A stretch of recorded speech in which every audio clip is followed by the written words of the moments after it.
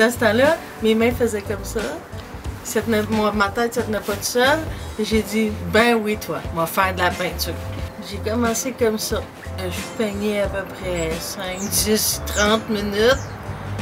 J'allais prendre un café, puis je me couchais dans un coin, puis ça durait comme ça jusqu'à midi, jusqu'à ce que le transport adapté vienne me chercher.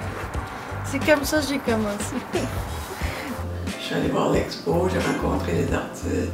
Ensuite, j'ai pris l'information pour savoir comment je pouvais y participer. C'est de là que j'ai connu l'association avec les services qui étaient à faire. Fait que, peu longtemps après, je suis allée m'inscrire à l'association. Je pense que la semaine suivante, j'étais dans le cours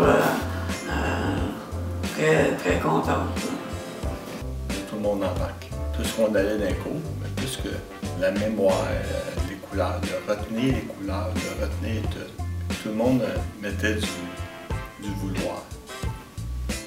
C'est plus un cours de loisir, de relaxation et de fun. Parce que tout le monde riait, on faisait plus de cochonneries que d'autres choses. On avait du fun. Puis là, on m'a approché, on m'a demandé si je voulais donner des cours pour aider les gens, puis tout ça. Fait que j'ai dit oui. Fait que j'ai commencé. Quand j'ai commencé, je pense que j'avais 5-6 élèves. Puis en dernier, j'en avais peut-être 14-15. On avait été obligé de grandir le local. Beaucoup de satisfaction, c'est sûr. Des gens, comme je te dis, qui me suivent encore aujourd'hui. Je te motive. Là, c'est comme ça. Moi, ce que j'ai le plus apprécié, c'était de travailler avec d'autres personnes. J'avais toujours un peu fait ça, mais tout seul à la maison.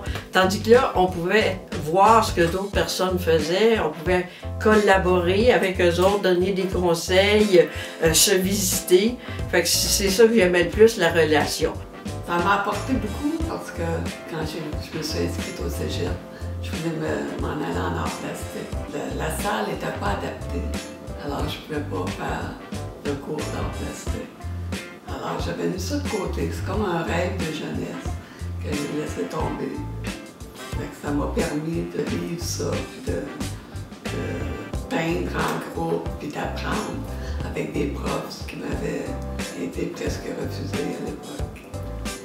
On dit oui, on a un handicap, mais il ne faut pas rester sur le côté handicap. Il faut s'en sortir de là.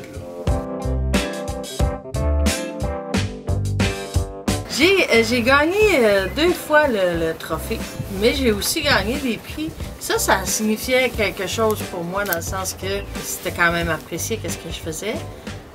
Mais ça a eu une importance, dans le sens où ça m'a donné confiance de donner mon nom pour d'autres concours, d'autres expositions.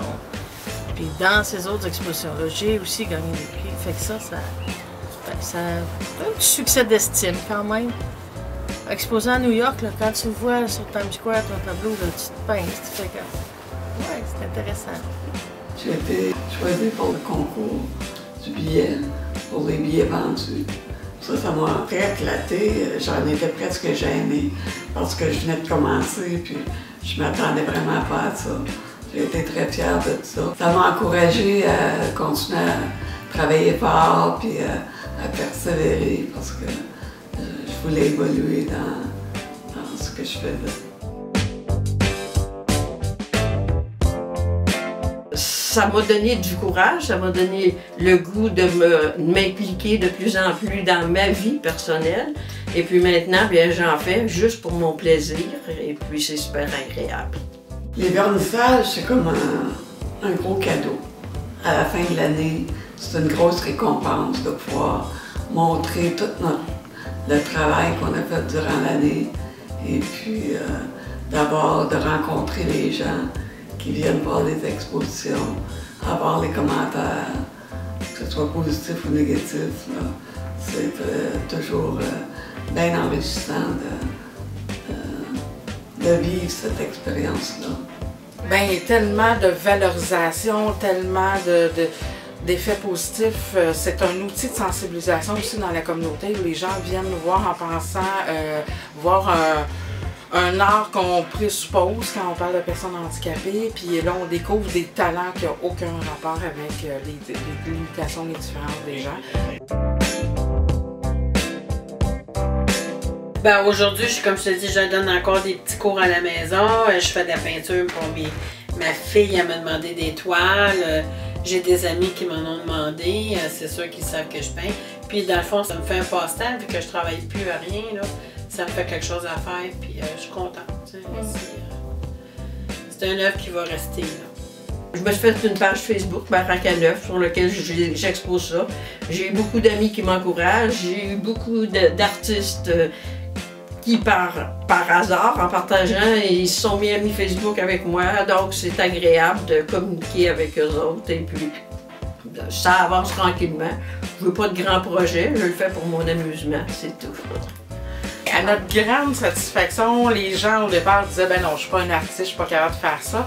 Et au fil du temps, on a accompagné des gens à se faire reconnaître. Donc, on a 3 personnes via notre activité, que ça a été l'amorce de départ, qui ont été reconnues par le Cercle des artistes peintres et sculpteurs du Québec.